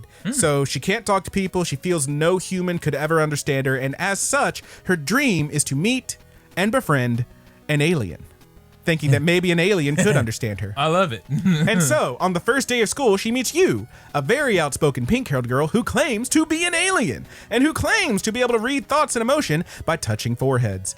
Super cute show, super relatable characters, very nice. Definitely gives off the Yuri vibes. I don't really expect it to commit, honestly. But it has a little bit of mystery to it. Is you actually an alien, or is she just able to tell what Umika's thinking because she jitters so much that it's super obvious? Unclear. Did she actually come from another planet, or did she just run away from home and is squatting in a lighthouse? Unclear. But it is very wholesome and super cute. I got this one at just fine. It's really cute. I don't know if it's going to stick with it. I don't know if it's going to keep up. I don't know if any of these are going to keep it up. They probably won't. A lot of these are going to change. We've seen it through previous seasons, but this one, Doing just fine. I liked it pretty good. What's next? Let's do a girl and her guard dog. Been interested in this one. Oh boy. All right. A girl and her Interested in what you think dog. about this one. Because I noticed, I was like, oh, it's probably about a girl and her dog, and then I noticed her in the arms of this dude. samurai dude here. So he's a yakuza. So a 5-year-old Way girl. of the House Husband? Are we about to do Way of the House Husband? It's so much worse. A 5-year-old girl is orphaned and goes to live with her grandfather, who happens to be a yakuza boss. She is assigned a bodyguard who tells her that even if they aren't related by blood, she's his family and he'll always protect her. And she immediately falls in love with this guy. Years later, she's starting high school. She has never had any friends because they're all like, oh, I heard she's from a mob family kind of thing. And wouldn't you know it, her bodyguard, who is now 26, has managed to get himself enrolled as a student in some reverse 21 Jump Street shit. This is a grown-ass man. Like, okay, so is he portraying like he's younger? Is he hello fellow kidsing it? He just looks like a tall teen because that's how they draw him, but come on, man. So, you do some math. When do you start high school? Like 15, 16? Probably 15. 3 years of high school for Japan if they get out when they're 18, 14. 17, 15, It 15, 14. might be different in Japan. 26-year-old man. All right. So anyway, the art is honestly not great, and on top of the substantial age gap and the fact that he, by his own admission, practically raised her, he says, dude also doesn't seem to have much respect for the girl's agency. Several times she tells him to stop that or don't come in without asking, and he does not stop that and crawls onto her bed. I feel like the show wants you to look at him like a literal dog, the way that he dotes on her and whatnot, but he is not a literal dog. He is a grown fucking adult man, and it comes across very fucking skeevy, and I didn't like it, and it's in the chasm. Okay, it's going to the chasm. It's bad. It's bad. Okay. Let's talk about Ragna Crimson. I hate this title, so I guessed right. I thought you might go with that one next. All right, Ragna Crimson is a fantasy series featuring, wouldn't you know it, Ragna, a dragon hunter who's more like a squire for the real badass Leonica, who is a 12-year-old child prodigy dragon hunter. Ragna tries to get stronger, but is haunted by visions of her death and visions of a strange older man who is apparently very powerful. Eventually, the faithful day arrives when these visions are apparently going to come true and the city is being destroyed, and that same man appears in another vision. Apparently, the way to stop Leo from dying is for him to give him his power, because it turns out that's an older version of him, and he did manage to get stronger. He's like, I gotta get stronger, is what he kept saying, and he did get stronger. Now he can stop all these dragons, and so he bestows his powers upon this guy. There you go. Action scenes are okay and whatnot, but it manages to prove my side eyes wrong, because I thought it was going to be really weird about like this dude and this very young girl, blah blah blah.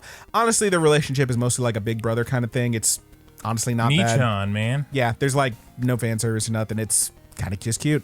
The big deal here is that according to some stuff I read online, specifically from some Fate Stay Night fans, the dude's whole plot is shockingly similar to the story from Unlimited Blade Works. In fact, the author all but confirmed that it was his inspiration at some point. It's literally just he took that story and was like, what if instead of wanting to kill his younger self, he bestowed his powers on his younger self, and now his younger self can be all strong. There you go. That's what he did. He just took this other story and kind of put his own little fan work spin on it. And that's fine. I've never watched any Fate. I thought it was fine. Your mileage may vary. It is kind of generic bullshit, though, so I got it in cliffhanger. But it was fine. It's Hang fine. on that cliff. Okay. It was fine. Okay. What's next? All right, dude. Let's talk about Undead Unluck. Okay, so this one's rough, right? So this one is on Hulu, in fact. I was actually interested in watching this one. I really want you to watch this one so I can get your opinion. Here's the problem. What's the problem? Is Hulu's bullshit? You're done with Hulu? I don't have Hulu anymore because it was attached to my phone subscription, and I upgraded my phone, and now I have Netflix for free. So Kat and I have to bounce back. You know, okay, so I'm gonna have to do the Netflix. You gotta cancel the Netflix and then get the. Okay. We just have not done that yet. I would like to get your opinion on this one. I will try not to get all spoiler on this one, but I'm going to spoil some stuff, obviously. So this one's really fucking nutty. It's about a girl named Fuko, who her whole deal is that anyone who touches her is cursed with bad luck. And she's like Rogue. Yeah, and they basically like die. Like if you touch her, then all of a sudden the bridge you're standing on collapses and you get hit by the train underneath you. Well, this big old boy's touching her right here. Let me get to it. The secondary character is, they end up calling him Andy. He is basically an undead lich of a dude who cannot be killed, and he wants to have a real death. So in an attempt to, one, he ends up like basically saving her from some bad shit, / saving himself from some bad shit a little bit. But point is, his whole deal is that he keeps touching her in an effort to die. And it is often pretty funny. It's got some really clean action shots. The art's really decent. Those are the pluses. Here are the minuses. In an effort to trigger her bad luck, he chases her around, grabs her, fondles her under his shirt. Not great. Really wild premiere that honestly, I would put it like way higher if it weren't for all the groping and shit, but that's part of it. The dude's just kind of a weird, gross dude. Is this consensual groping? No. Okay. No. For all intents and purposes, I probably should put it in the chasm. I'm putting it in a cliffhanger because honestly, again, this is another one that we're basing off one episode, obviously. Here's my bullshit. I did read a little bit about it, and apparently this one gets way better. Okay. So I've heard from manga readers, but yeah, it's kind of rough. Okay. What's next? All right, I think I know what's next. You know what we've been doing. Dude, let's talk about Miggy and Dolly. Don't do it. Don't end with Protocol Rain. Do not end this with Protocol Rain. Protocol Rain's trash. You cannot end this with Protocol Rain. This motherfucker's been skipping around Miggy and Dolly all night. Now he wants to make it the second to last one. I will not allow it. Okay. We're doing Miggy and Dolly last. Talk about Protocol Rain. Protocol Rain. Protocol Rain is trash. Protocol Rain is about a dude who used to love gaming but swore it off. I could feel it, dude. You sack of shit. Your energy just went. Whoa. Like, fuck you, dude. I'm not allowing this. Dude who used to love gaming but swore it off. Apparently, they don't outright say it, but it appears that he swore off gaming because he was playing a video game one night and his sister was like, come on, play with me. And he was like, no, I don't want to play with you. And then she runs off, and I guess she got hit by a car or something because now she's paralyzed. That's the time jump. Right? Carcoon? She got truck-cooned. Carcooned, whatever. Car-chan. Karchand and Truck-kun. Oh, we forgot to mention in Kami Rabi the random cat that gets. Yeah, I left that out. Like, what the fuck? There's a random bit in that one where a cat gets hit by a fucking truck. It's shit. Kami Rabi got that app as shit. You already knew that. It's down there in the chasm. Yeah. All right.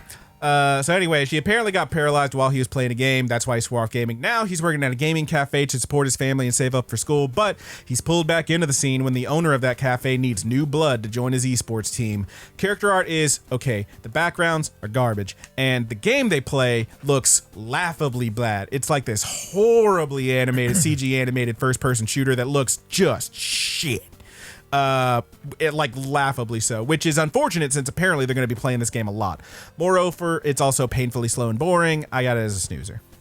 Snoozing at the lodge. With that, it could not end on protocol. I would not allow this. I would not allow it. Oh man, that dude. This might have been the best build that You're a piece of shit. that I've ever constructed. Okay. Just trying to decide which one that I would end this shit on. You're a monster. And leave there for you. Because you thought for sure, I knew you're like, hey, it's just gonna do this shit last. Gonna make me wait till the very end. As soon as it was down to those two, I was like, I knew you were gonna do that shit. I was like, fuck did you? man. Okay. As soon as I saw those were the last two, I was like, he's gonna fucking Either do way, I protocol. still Rain. won. It was hilarious. Yeah. Okay. Well, dude, what are we talking about here? We're talking about Miggy and What are Dolly. we talking about? Okay, so the first thing I wrote on here is I have no idea what this is. Go in blind if you can. So if you at all care about a weird kind of mystery series that I've only watched one episode of, but Roger has watched two, and I will thank him not to spoil anything for me, please go watch Miggy and Dolly. 5, 4, 3, 2, 1. Here we go. So this older couple visits an orphanage and they are struck by Hitori, a boy who seems perfect. They adopt him and begin their lives together as a perfect family. Of course, all is not as perfect as it seems, as Hitori is actually a pair of twin boys who, through a convoluted series of tricks, are fooling the couple into believing they're as perfect as they seem. But to what end? This show's weird as fuck. It's full of strange moments. Me and Haley watched it together, and I've said it several times to you, Roger. At one point, we were literally just screaming at the TV like, what the fuck? What is this? What the fuck? It was crazy as hell. The odd way they slink around, the mom randomly swearing in English when she messes up the pie she's baking. Shit! Yes, just, and not even like, doesn't even hit them all my shit-to. No, she just says shit! Like, just straight up. It's rowdy as all hell. The table switch. The fucking table switch. Mm-hmm. What is that? Imagine, if you will, someone's hiding on the table. They are your twin. You're going to switch places with them. Why? Wouldn't you just kind of be like, oops, I dropped my fork, sloop down, and then let them sloop up? No. They do it so much more complicated than that. So imagine the sense of dread that you would get from like The Promised Neverland or the sinister mystery of Death Note. But instead of dodging demons or supernatural murder, it's just these two little twinks that are switching places at the dinner table without anyone noticing. This level of mundane bullshit that they bring such a level of terror and horror to, it's just insane. It's crazy as fuck. And I guess time's going to tell if it adds up to anything, but it is certainly interesting. Mm-hmm. I don't know if it's good, but it's interesting as fuck. What do you think, Roger? So the person, I have never watched the anime, but the person that made this also made Haven't You Heard I'm Sakamoto? Yeah, Haven't You Heard I'm Sakamoto? Which is a cult fucking classic. Yep. People love that shit. And he did, I believe, pass away recently. Yeah, they passed away. I don't know if it's a female or male. I think it might be a female. I don't know. I'll need to That's look why it I'm up. saying that. Let me look it up. But yes, they did pass away, and this was the last work they had done. So I think they actually did finish this too. So this shit is. It's tragic that they won't get to see the fucking anime, obviously. But. This shit is so fucking weird, and it's so interesting, and it really does. You kind of illustrated by Nami Soto. Yes, yeah, you were correct there. You kind of took the words out of my mouth. Whenever it's like Promised Neverland. It builds this weird tension. Yeah. And I'm here to tell you that tension does not stop. I will not tell you anything else. But, okay. I did watch 2 episodes of this because I could not look away. It's so fucking weird, dude.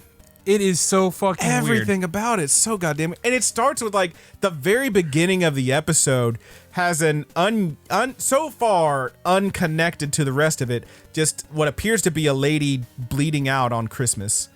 like in the street or something. It's just a wild. giant head wound. Yeah, the show's so strange. So I had a very difficult time figuring out where to put this because I don't know if it's good, but it's for sure fucking interesting. What do you think, man? I want to know where you put it. I started with it at cliffhanger, and I ended up moving it to doing just fine. Okay. I have watched 2 episodes of this, and it has skewed my opinion totally to saying it's the tippity top. You think it's a tippity top? If it keeps doing what it does in the first episode, which it does in the second episode, okay, without saying anything else, this show is fucking great. Now, again, we usually go off one, but Roger, like I'm going to said, let you skew this that's one. why I didn't go to 2 on any other ones. Sure, this one definitely, like, I kept looking away, and by the end of that second episode, I was like, I fucking love this show. It's rowdy as all fuck, man. It's like among the wildest things I've I'll seen. put it at the bottom. Okay. You know. Okay. All these other ones got a good fair shake. This one I watched 2 of, and I am bumping it up. So we'll give it at the bottom, but scroll us up a little bit. Other way. There you go. Close enough. All right. Let me see if I can. You gonna zoom in a little bit? It's a bit much. Yep, too much. Yep, too much. We're working on the screen, y'all. It fucking zooms crazy. You know, this is for the audio people. There we go. That's good enough. That looks good. There we go. Highlight that. Good. This is what you come to the podcast Click over here, for. like next to the bar, like just to the left of that. Like click on the black there. There you go. You're good. You got it. Okay. This fucking guy. We're over here fucking around on the computer. Fucking guy. All right, so we got Mickey Dolly at a tippity top. Yeah, I think I'm fine with that. The show, it's so fucking wild. Yeah, rowdy as all hell. Yeah. I was like.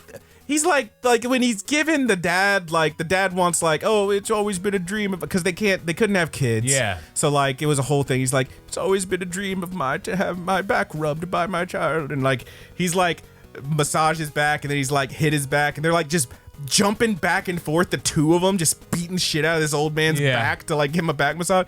It's just, what is this? Yep. I don't know what it is, but it's hard to look away. You know. I don't know what else to say about it. It's just rowdy. Yeah, it's rowdy and as the fuck. parents are fucking goofy as hell. They're so weird. Everything's weird. Yeah, it is. It's so yeah. You just gotta watch Miggy and Dolly. Give it a go. Yeah, it's wild. So you want to take it from the top of the tippity top? Let's go from the bottom up. Oh, you want to go bottom up? Yeah, okay. that's how I think that's how we usually do it. So okay, let's talk about it, y'all. That's our tier list. If you are watching this wherever you may or may not be watching this, then there you go. You're looking at it. There it is. But for everyone listening and everyone who wants a recap, in no particular order, here's all 30 fucking 6 of these shows. In particular order. Some of them are in particular order. But from the bottom of Snoozin', in Snoozin' at the Lodge, we got Protocol Rain, Berserk of Gluttony, A Returner's Magic Should Be Special, Kawagoe Boys Sing Now or Never, a playthrough of a certain dude's VR MMO life, the Yuzuki family's 4 sons. In the Glacial Chasm, the real garbage, we got A Girl and Her Guard Dog, Kamiarabi God.app, The Kingdoms of Ruin, and Buddha-Reba, the story of a man turned into a pig. Cliffhangers, we got Undead Unluck, Ragna Crimson, I'm in Love with the Villainous, Tier Moon Empire, I Shall Survive Using Potions, Paradox Live the Animation, Firefighter Daigo Rescuer in Orange, I'm Giving the Disgraced Noble Lady I Rescued a Lesson in Naughtiness, which I don't know if it's actually the longest or it's tied with another one we're going to hit, but it might be the longest title this season. The Vexations of a Shut-In Vampire Princess, Ron Kaminohashi's Forbidden Deductions, The Demon Sword Master of Excalibur Academy, and MF Ghost, Tippity Topness Pending. Doing just fine. We got My Boss is Goofy at the bottom there. Yeah, important placement. Important that one is the bottom of Doing Just Fine. Stardust Telepath, Shy, Shangri-La Frontier, The Family Circumstances of the Irregular Witch, The 100 Girlfriends Who Really, Really, Really, Really, Really Love You, My Daughter Left the Nest and Returned an S-Rank Adventurer. Now, how many realies did you say? That's 5 realies. Bullbuster, Our Dating Story, The Experienced You and the Inexperienced Me, Under Ninja, Tippity Topness Pending. Yep. And at the tippity top, the ones that are not pending, they made it there. Miggy and Dolly, Freerin Beyond Journey's End, which might be my personal favorite, Overtake, and 16-Bit Sensation, Another Layer. And with that, my God, we did it. We're done. No ramble today. It's already getting hot as fuck in here. Yep, we had this house cooled down to a nice a real Very nice 69 degrees. And I'm pretty sure we're pushing 75 now at least. So let's bust on out of here. Roger, do you have anything you want to say to the people, or should I just hit the plugs? Hopefully I did do a little mapping for schedule, so we should have a pretty consistent finish to the year. Yeah, we're going to do some like every week kind of stuff. Because stuff's getting weird with the holiday season. Obviously, it always is. We are in the fight right now for, well, it's not really a fight, but what we're going to review for the Halloween episode. There's a couple. What's scary? Something that could be scary or should be scary, or something that is scary because specifically to one of us. Yeah, because one of us here does not want it, and maybe two of us here. One of us was kinder than the other. Whatever, man. But we'll see what happens. Yeah, we're gonna figure it out. We will have something. I'm leaning next time. towards that one right now. Okay, but I'm along for the ride. I will take whatever you give me. Okay. But that being said, thank you so much for listening. We will see y'all next time, probably 2 weeks from now. We hope you enjoyed this tier list, and if you didn't, feel free to tell me how wrong I am. If you think that actually y'all gave KamiArabiGod.app such an unfair shake, and I need you to reassess this and watch 2 more episodes, if I get one person to find me on the Discord and tell me that, I will watch 2 more episodes. Put in the YouTube comments. I will, for YouTube, I will get this video edited, and then I will put what videos I haven't already up, and then I will pass the keys over to Brandon finally. Oh, for the fucking to thumbnails and images and shit. So some of the thumbnails will be baked in. You'll have to make the thumbnail. Sure, we'll figure it out. Yeah. But yes, if you have any opinions on these, and you're like, Overtake is shit, and MF Ghost should be on the top instead, that's fine. Tell us about it. We'd love to hear from you. You may do this. You may comment on the YouTube channel, Rapid Kick Media, where you may or may not be watching / listening to this. You also have a number of different options for social medias that we mostly don't actually use. Easiest one, obviously, is the Discord. Jump on there. Link should be in the description. And if you're listening to the podcast, maybe check out the YouTube, because we got the actual video up. You can see us fucking around on this tier list, and Roger trying real hard to not highlight the word cliffhanger by accident.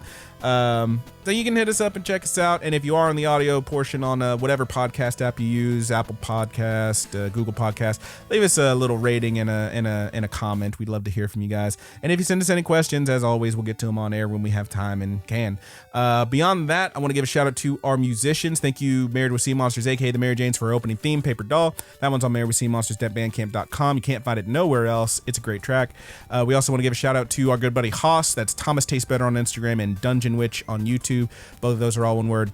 On Instagram, Thomastastesbetter, and on YouTube, DUNGEONWITCH, for the use of our closing theme, The Buddy's Good. Thanks a lot. And I think that about does it. Do you have anything else? Are we good? I think we're good, out? man. All right, we're busting on out. You got one to take us out on? Do we have a little clip from this one? I think we do. Okay.